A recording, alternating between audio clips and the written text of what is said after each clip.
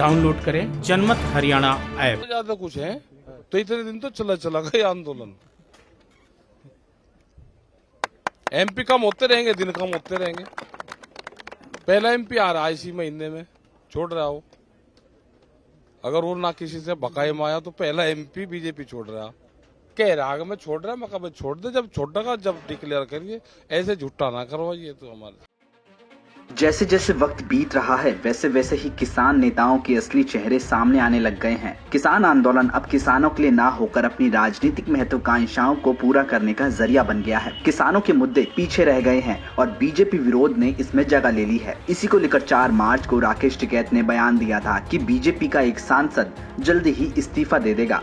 लेकिन जैसे ही टिकैत का ये बयान सामने आया वैसे ही राजनीतिक गलियारों में कयास लगाए जाने लगे कि आखिर वो कौन सांसद है जो किसान के समर्थन में अपनी सदस्यता से इस्तीफा देने जा रहा है। चूंकि दिल्ली के अलग अलग बॉर्डर्स पर चल रही किसान आंदोलन में ज्यादातर भागीदारी पंजाब और हरियाणा के किसानों की है, तो ऐसे में माना जाने लगा कि दोनों राज्यों में कोई बीजेपी का सांसद इस्तीफा दे सकता है। इसी को लेकर सबसे पहले पूर्व केंद्रीय मंत्री बीरेंद्र सिंह के बेटे और हिसार से सांसद ब्रिजेंद्र सिंह का नाम सामने आया। इसको लेकर ज्यादा हवा दी मनोहर लाल सरकार के विरोध से ग्रस्त कुछ यूट्यूबर्स ने। इस बात को और भी ज्यादा बल तब मिला जब बीरेंद्र और ब्रिजेंद्र चुप्पी साधे रहे और उन्होंने इसका खंडन भी नहीं किया। लेकिन इस्तीफे को लेकर फैलाई गई अफवाहों को खुद बीरेंद्र सिंह ने ब्रेक लगा दिया है। बीरेंद्र सिंह ने कहा कि वो बीजेपी को छोड़कर कहीं नहीं जा रहे हैं और पार्टी में रहकर ही किसानों की लड़ाई लड़ेंगे। किसानों को लेकर बाकायदा बीरेंद्र सिंह ने प्रधानमंत्री को चिट्ठी भी लिखी है।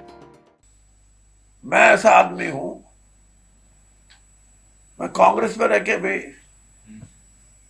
कांग्रेस की गलत और कांग्रेस के अंदर जो मैं ठीक नहीं मानता था उन चीजों के खिलाफ आवाज उठाता रहा हूं।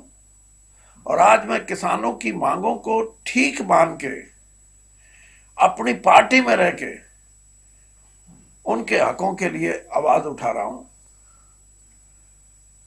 और इसलिए मैं समझता हूं कि पार्टी में रह के आवाज उठाना ज्यादा असरदार चीज है, ना कि पार्टी से बाहर निकल के तो कोई कुछ बोले।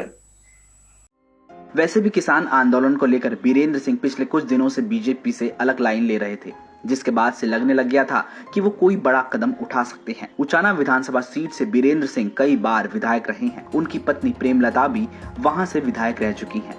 उचाना सीट का फिलहाल डिप्टी सीएम दुष्यंत चौटाला प्रतिनिधित्व कर रहे हैं।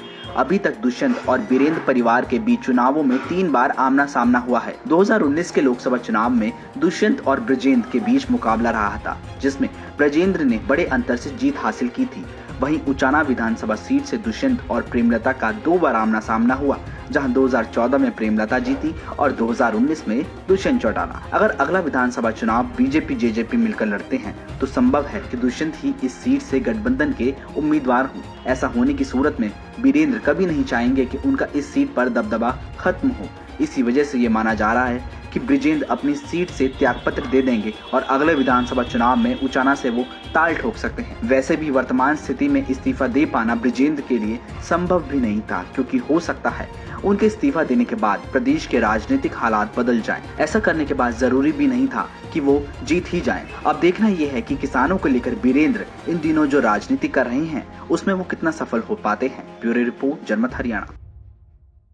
राजनीति के आगे, राजनीति के पीछे, हर हलचल को जानने के लिए हमारे YouTube चैनल जनमत हरियाणा को लाइक करें, सब्सक्राइब करें और अपडेट रहने के लिए बेल आइकन दबाना ना भूलें। देखते रहें जनमत हरियाणा, सच के अलावा कुछ भी नहीं।